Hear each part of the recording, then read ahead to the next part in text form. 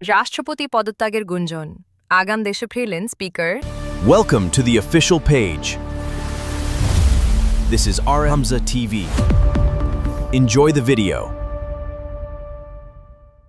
রাষ্ট্রপতি মোহাম্মদ সাহাবুদ্দিনের পদত্যাগ নিয়ে দেশ জুড়ে নতুন করে আলোচনা শুরু হয়েছে।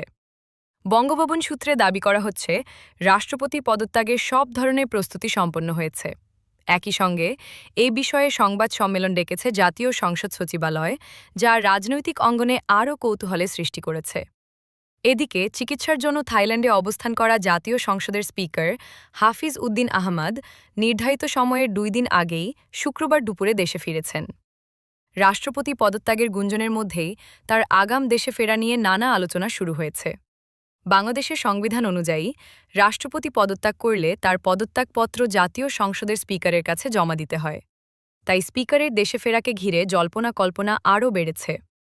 ঢাকার হজরত শাহজালাল আন্তর্জাতিক বিমানবন্দরে সাংবাদিকদের প্রশ্নের জবাবে স্পিকার বলেন, এ বিষয়ে তার কাছে কোনো নিশ্চিত তথ্য নেই। তিনি বলেন, আপনারা যেমন শুনেছেন আমিও তেমনই শুনেছি, এ বিষয়ে আমার কাছে কোনো তথ্য নেই।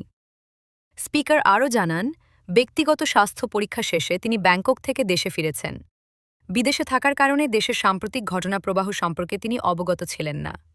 দেশে ফিরে বিষয়গুলো সম্পর্কে বিস্তারিত জানবেন বলেও তিনি মন্তব্য করেন। এখন রাষ্ট্রপতির পদত্যাগ নিয়ে আনুষ্ঠানিকভাবে কী ঘোষণা আসে এবং পরবর্তী রাজনৈতিক পরিস্থিতি কোন দিকে যায় সেদিকে নজর রয়েছে সবার।